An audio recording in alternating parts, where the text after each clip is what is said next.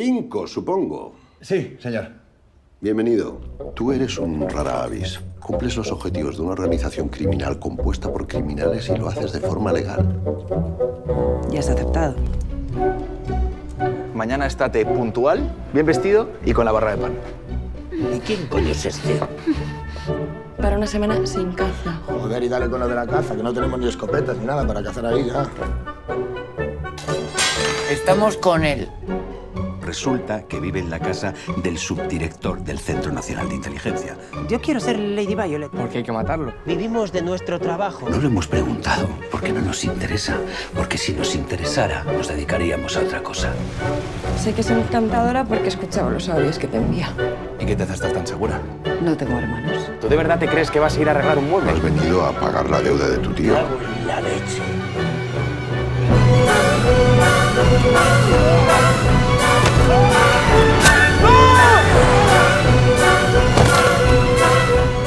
¿Dónde coño vamos? ¡Jefe! Era un genio de la mente, que descubrió que los hombres y las mujeres somos como somos, por los hombres y las mujeres de la prehistoria.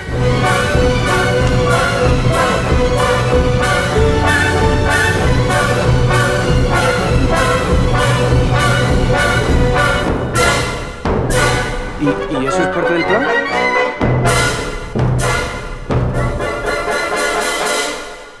¿Una niña de papá? No. La niña de papá.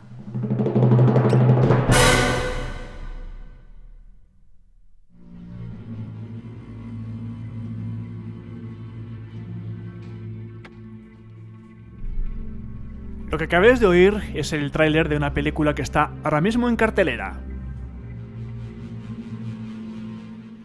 Se llama Aves de Corral y bueno, es una apuesta diferente, muy divertida, que recomendamos desde Cinemanet. Y qué mejor para hablar de ella que su mismísimo director y guionista, que lo tenemos aquí al otro lado del teléfono, antes se decía al otro lado de la línea.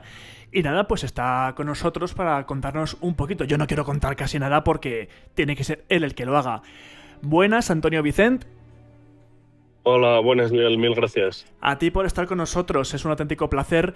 Lo primero de todo, felicitarte porque no solo es tu primer largometraje, sino también por lo sorprendente, divertido y original. ¿Cómo se gestó el guión, que además firmas tú en solitario? Pues al final esto yo lo escribo, es lo primero que escribo cuando empiezo a dedicarme profesionalmente al cine y entiendo que por lo tanto lo escribo desde mi yo espectador de cine. Y cuando... Por decirlo de alguna manera. Claro, y tú como espectador, es decir, ¿qué es más duro? ¿Escribir y dirigir que solo dirigir o solo escribir? Es decir, ¿qué es lo más duro de todo? Lo más duro, bueno, son cosas completamente distintas. Al final, escribir básicamente tiene la dificultad de que estás tú solo contra ti mismo. Y bueno, pues es un poco tortuoso a veces, pero también es la génesis de la película se encuentra ahí, ¿no? Entonces es un proceso que está cargado de ilusión. Luego, el rodaje es todo lo contrario, en el sentido de que estás trabajando con muchísima más gente. Es muy colaborativo, tienes el lado bueno de que bebes del talento de mucha otra gente y puedes compartir las alegrías y las dificultades, ¿no?, del día a día en rodaje. Pero también es verdad que es distinto en naturaleza porque está cargado de responsabilidad, ¿no? Tienes unos tiempos, tienes un guión al que hacer justicia y el trabajo de mucha otra gente al que hacer justicia también, ¿no? Esto no ocurre cuando estás escribiendo, estás tú solo con la hoja en blanco, que se suele decir. Tú como director novel, ¿a qué directores y qué películas hay que ver para ir con buena dirección a dirigir una película? Bueno, puedo decir cuáles estudio yo, pero no me atrevería a decir que sean los que hay que estudiar, ¿no? Yo los que miro mucho miro mucho John Ford, miro Billy Wilder, miro Steven Spielberg y también miro David Fincher. Diría que esos cuatro los he mirado mucho. Sí, antes de rodar, esos meses previos a la preproducción y también en preproducción, ¿no? Ahí hay un empaparme del cine de esta gente. ¿Has visto plasmado el guión tal y como lo tenías en mente? Quizás en alguna edición extendida para el Blu-ray o el Ultra HD haya escenas eliminadas, pero ¿estás satisfecho con el montaje final? Sí, yo estoy satisfecho con el montaje final. Es verdad que, como suele ocurrir en casi cualquier película, pues hay distintos cortes. Pero el guión, pues al final lo que es la esencia del guión sí que se ha mantenido y es el mismo que en la película, pero sí que ha habido escenas o partes de la película que al final se caen, ¿no? Ya cambian. Bueno, se suele decir que se escribe 3 veces la película: cuando la escribes, cuando la ruedas y cuando se monta, ¿no? Bueno, pues esto en el caso de Aves de Corral es completamente cierto. Yo escribí una película, en rodaje esa película, ese guión, se alimenta de los imprevistos del rodaje, que el trabajo del director y del equipo es conseguir que, bueno, darles la vuelta, imprevistos en vez de inconvenientes sean ganancias, ¿no?, para la película. Y luego también se alimentó de propuestas de los distintos actores, también otras personas del equipo, ¿no? Y luego ya en montaje es otro animal. Al final estás tratando con un montón de material al que hay que darle una unidad o hay que darle un ritmo y demás, ¿no? Entonces, en esa búsqueda de la película que está dentro de ese material, sí, claro, sufre cambios. Pero vamos, yo estoy contento. ¿Es cosa mía, de este humilde crítico de cine, o hay influencias de Tarantino y de la screwball comedy de los 30 y los 40? Porque hay situaciones y diálogos que, en fin, surrealistas se queda poco, son absolutamente delirantes. ¿Esas influencias están ahí? A ver, inevitablemente sí, porque yo he crecido con ese cine y luego deliberadamente también, ¿no?, en el caso de la screwball comedy, yo pues recuerdo que en los meses previos bueno, o mientras escribía la película, incluso, ni siquiera en los meses previos, pero a mí me gustó mucho Luna Nueva de Howard Hawks, o también una película que ahora no me viene cómo se llama en español, pero el título original es The Talk of the Town, que es Cary Grant y creo que es Dean Arthur. Juraría que es George Stevens esta, pero no estoy seguro ahora mismo. Y eso sí, o sea, si se me acusa de que bebe de screwball comedy, habría que declararme culpable.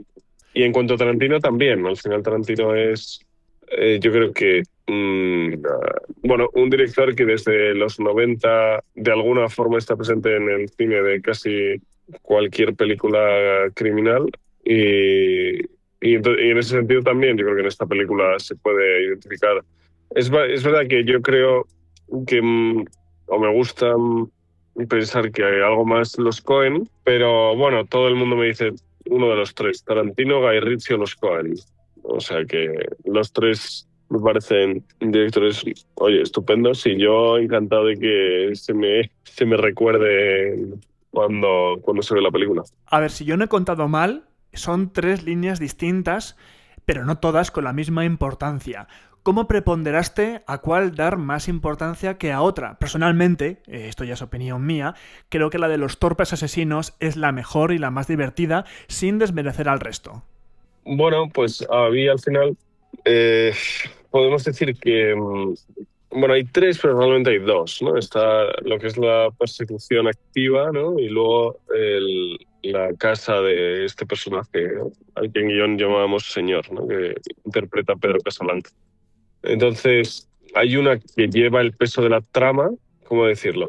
Lo que la película cuenta está ocurriendo, se desarrolla en la trama de los asesinos y demás, y sin embargo, dentro de la propia película, donde se está contando es en casa de Señor, ¿no?, en casa de Pedro Casablanca. Entonces, al final es sencillo entender que en cuanto a duración, metraje y en guión también, en cuanto a páginas, estaba muy claro que tenía que recaer más volumen en la parte de la persecución, de los asesinos, de los hermanos y demás. Y el papel que hace la otra trama en la película es resignificar todo lo que ha ocurrido en la primera, ¿no? Y todo lo que va ocurriendo en la primera, ¿no? Darle una, no sé cómo decirlo, como sobrevolarlo por encima, ¿no? Y en ese sentido cambiar la forma que pueda tener el espectador de verlo. ¿Y qué retos has afrontado como director novel? Bueno, al final es una película independiente, o sea que no sé si esto es de director novel o de película independiente, pero sobre todo la escasez de tiempo. Ese es el recurso más escaso en el cine independiente. Y bueno, yo creo que también te ayuda a ser más creativo, más ágil mentalmente, entiendo, porque no hay otra.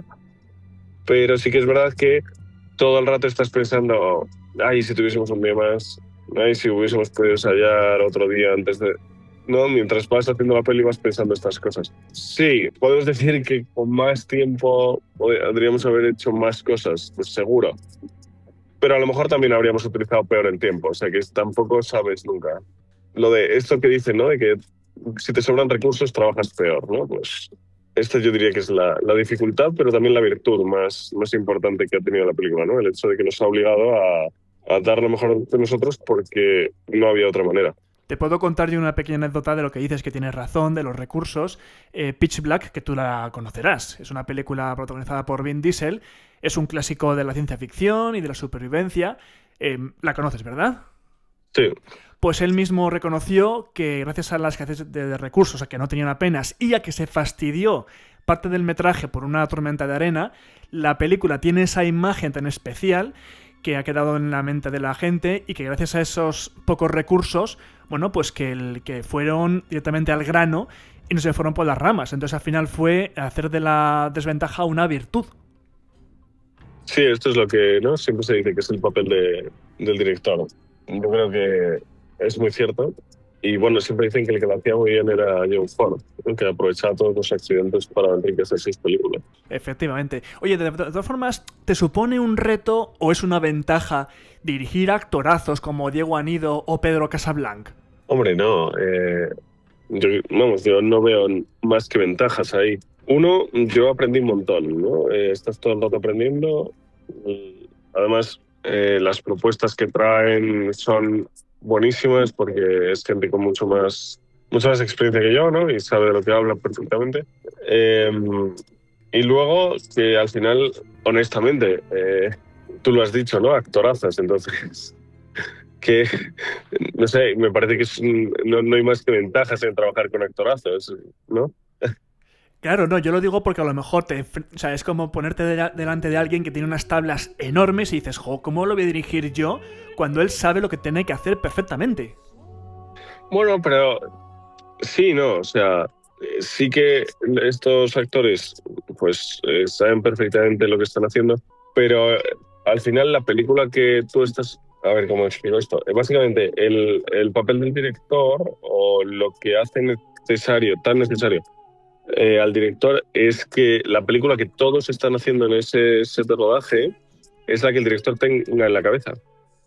De modo que, por muy actorazo que seas, necesitas saber qué es lo que quiere el director, ¿no? Qué quiere de tu personaje, qué quiere de la secuencia, qué quiere de la situación, qué va a hacer con la cámara que pretende conseguir. Y entonces, al final, en base a esto, tú puedes trabajar como actor, si no es imposible, ¿no?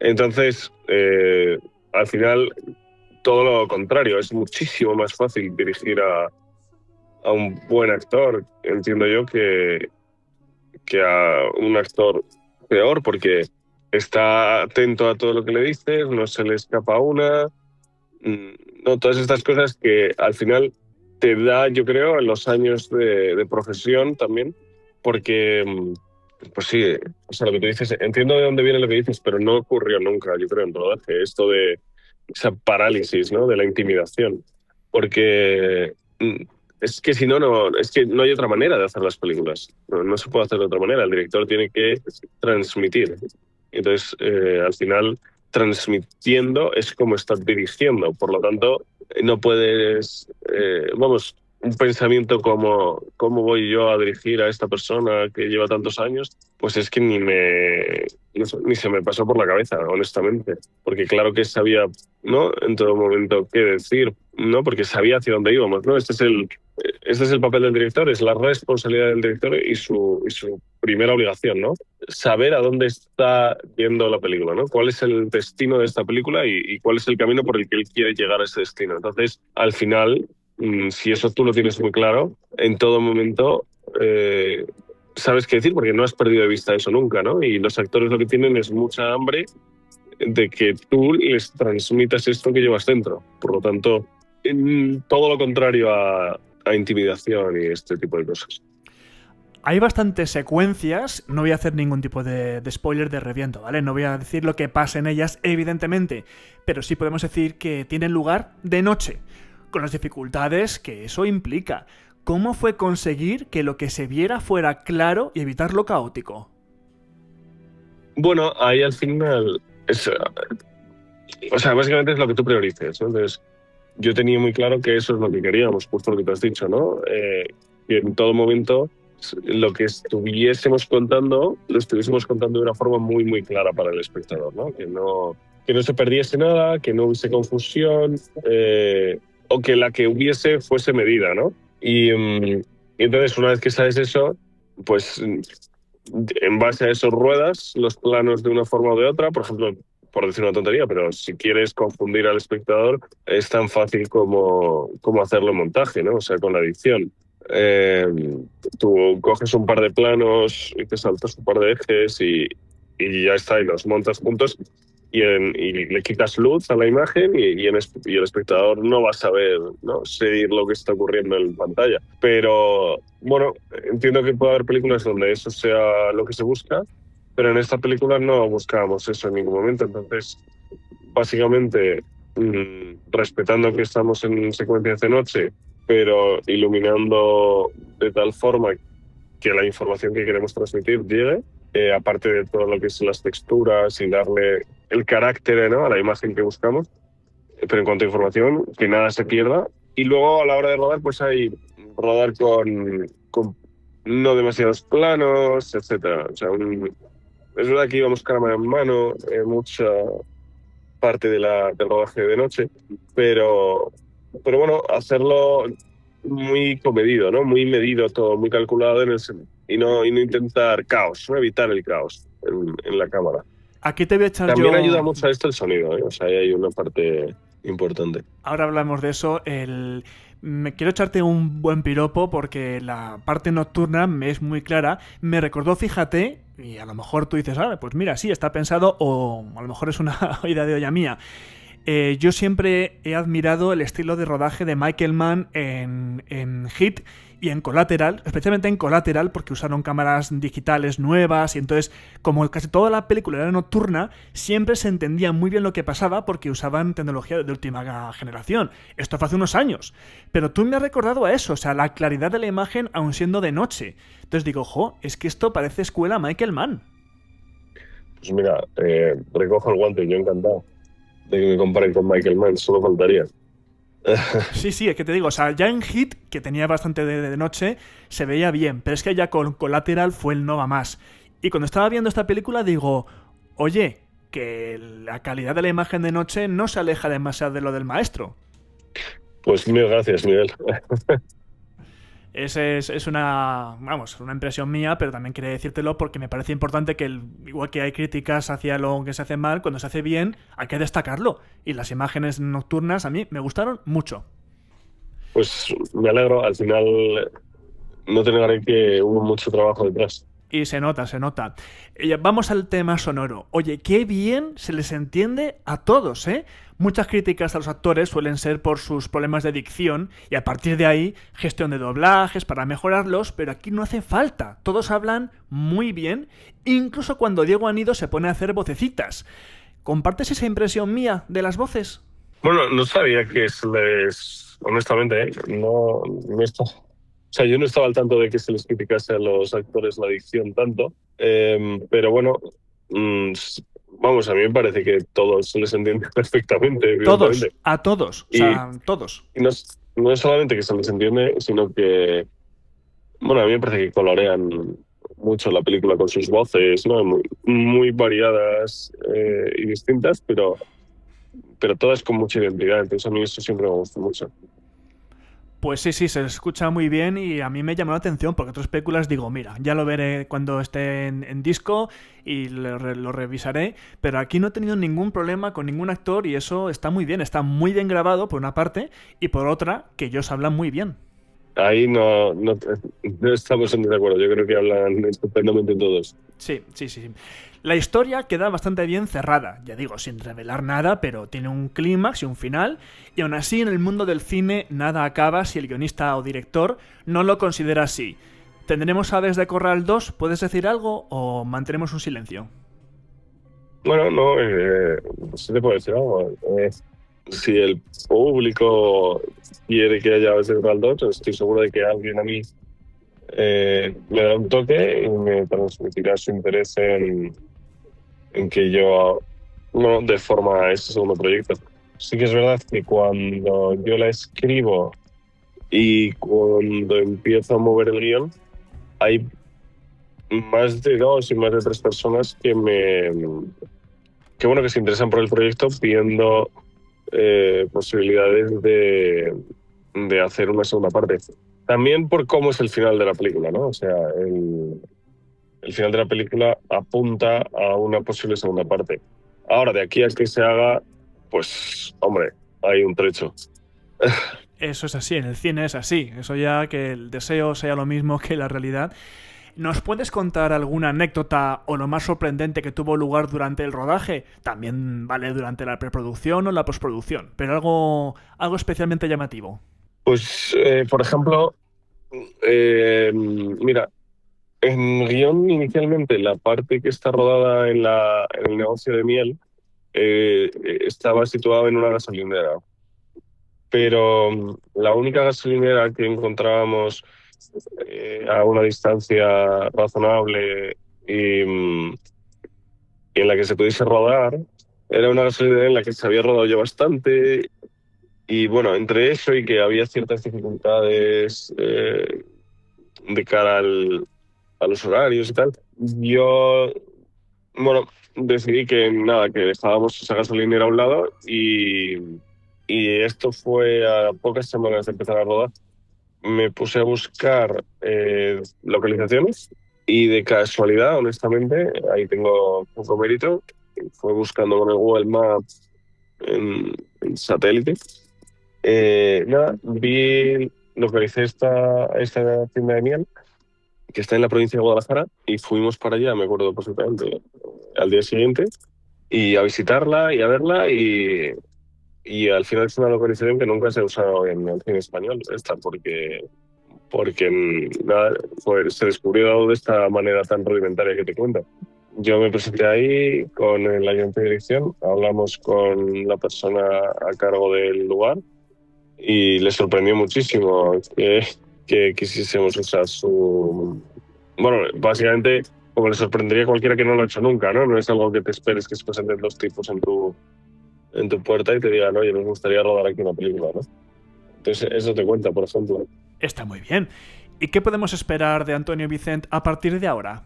Bueno, pues ahora estoy escribiendo y espero estar escribiendo una temporadita y cuando tenga oportunidad de volver a rodar lo haré encantado. Ojalá este año, honestamente, me parece que ya sería un poco precipitado, a no ser que me ofrezcan algún guión un guión ya escrito, pero no descarto el año que viene, quién sabe.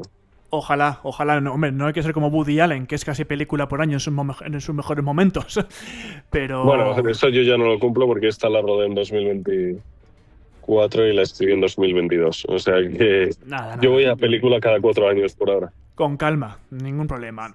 Antonio, antes de despedirnos, te voy a pedir una cosita de cara a cuando la película salga en formato físico. Yo no vi en los créditos que se haya estrenado en Dolby Atmos, pero probablemente has usado sonido HD porque está a la orden del día. ¿Sería posible, para los amantes del formato físico, que somos cada vez más, disfrutar de ese sonido HD en el disco? Porque de verdad agradeceremos que se incluya sonido sin comprimir y con la máxima calidad. Y por supuesto en la parte de imagen, pues HDR o Dolby Vision, si también se ha usado en el rodaje. ¿Veremos nuestra petición realizada? Yo me imagino que tú como director querrás ver tu obra en formato físico con la máxima calidad de imagen y sonido. Pues ahí te soy sincero. Escapa a mis responsabilidades ese tipo de decisiones. Yo lo que puedo es hacer lo mismo que tú, mostrar mi preferencia.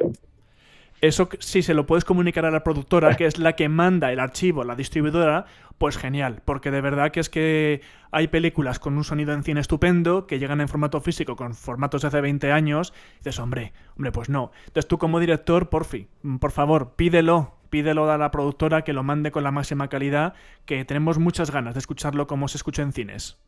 Estupendo, pues cuenta con mi colaboración en esa cruzada. Pues Antonio, eso es todo. Un grandísimo placer haber hablado contigo desde Cinemanet.